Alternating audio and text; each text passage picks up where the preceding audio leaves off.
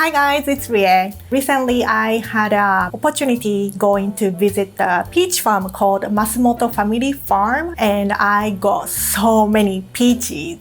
So today, I'm going to make 3 different dishes using their peaches. So first course, it is super simple tomato and peach salad. I make this all the time when peaches is in season. I actually look for summer because of peaches. This is so simple and I highly recommend you to make it. So first I'm making basil oil. First, wash basil very well because basil is kind of dirty sometimes. And then you blanch basil about 10 seconds. After you blanch 10 seconds, you just quickly cool off blanched basil with running water. Pat dry and put it in your blender and drizzle oil and blend it. I don't have a blender. I used to have this immersion blender, but it was broken recently and I'm using actually baby cooker. Yeah, but it worked. I am kind of surprised. You just process blanched basil and olive oil. Once it gets smooth,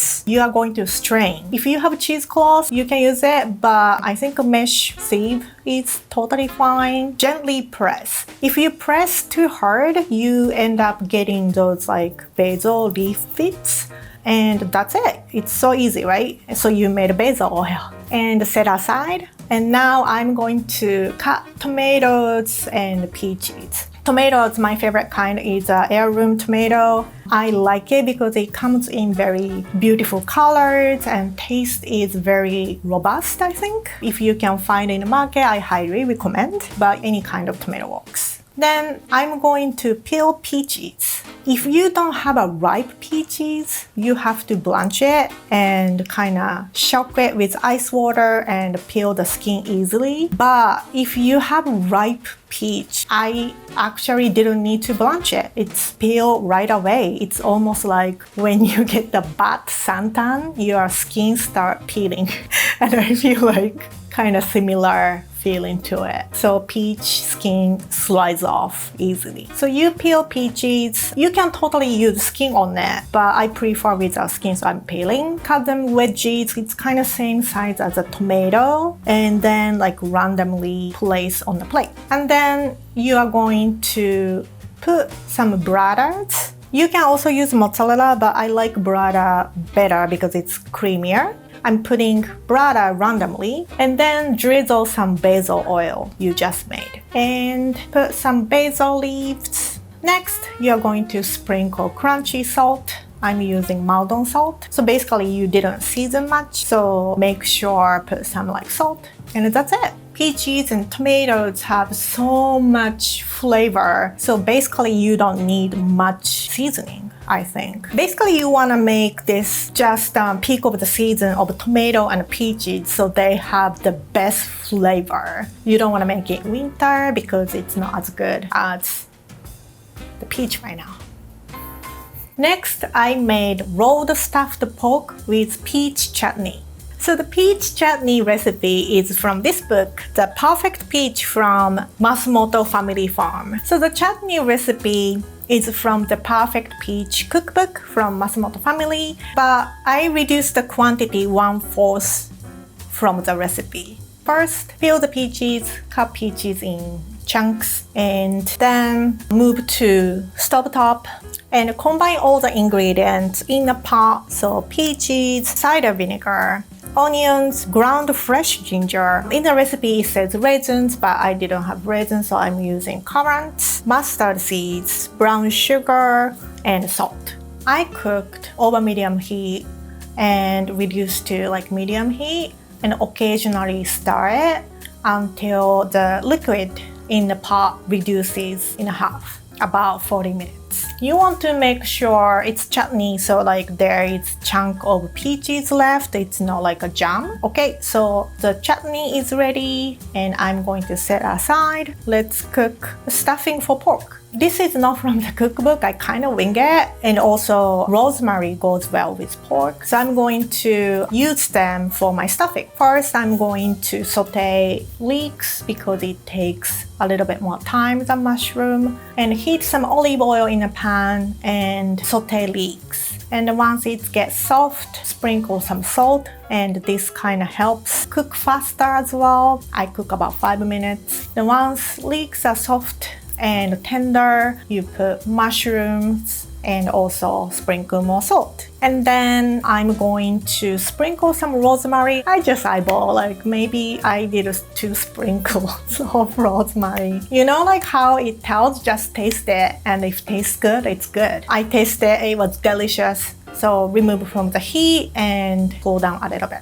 Pork time. So I got this big pork loin. As you can see, pork is kind of round, and I'm going to slice it so it will become flat, one seed of meat. This technique is from actually the book, The Perfect Peach. They use different stuffing. They use dried peach, but I didn't have time to dehydrate peach. I don't have a dehydrator. So I decided to use this technique but different stuffing. I think the important thing is having a sharp knife, and also I'm using one of my favorite knife, slicer knife. Slicer is like longer blade, so when you are kind of doing this saw motion, you can have a nice clean cut. If it's not even thickness, you can just pound it with meat pound, but I don't have a meat pounder, so I used my rolling pin. You can also use wine bottle. So I pounded pork. Now it's like even thickness. I'm going to stuff this pork. I'm spreading mushroom and leek stuffing. I think I should have made a little bit more stuffing because I felt it's not enough. So yeah, that is the downside of eyeballing everything and winging. But you know, like it's you know, like I made it. It's not enough, but it's not too bad. Okay, and I spreaded my stuffing and roll it like jelly roll. Just leave 1-inch border without stuffing so you can easily to roll. Once you finish rolling, use toothpick to secure the end. Sprinkle salt and pepper and flour on the outside of the pork. I also think I should have sprinkled salt and pepper before I spread the stuffing, but you know, it's too late now. So when you make it at home, make sure you season inside of the pork as well. That's my regret. Once you season salt and pepper outside and you sprinkle some flour, you're going to tie the pork with butcher twine. There is a technique you can do it like just one long twine, but I'm not good at doing that. Like I also not good at wrapping gifts. I feel like it's kind of similar technique, like I'm only 50%. So I'm gonna just like tie with 4 short strings. Alright, so pork is ready. I'm going to put it in the oven and I'm gonna cook it. Then I take it out. I'm brushing chutney liquid and it kind of gives a nice shine on the outside of the pork. Right, so I made rolled stuffed pork, inspired by rolled pork loin from the Perfect Peach cookbook. This rolled pork is meant to be eaten with peach chutney I made. I think pork goes so well with fruits, so maybe you can use apple if it's winter, but it's delicious. Pork and peach goes so well too. Hope you make at home too. I kind of ran out of the time, but I think mashed potato will go well with this dish too. I only made roasted carrots. The last course is dessert, and I made peach galette. Peach galette recipe is in the Perfect Peach cookbook, but I used a different pie recipe from 4 and 20 Blackbird pie book. I made this pie dough so many times and I'm already cooking a lot of food today, so like I just wanted to make something I already made before, so I feel a little bit sane during this shoot. So first you're going to mix flour, sugar, salt, and use whisk and blend it using bowl scraper, and I'm cutting butter into the flour. But if you have food processor, you can use it.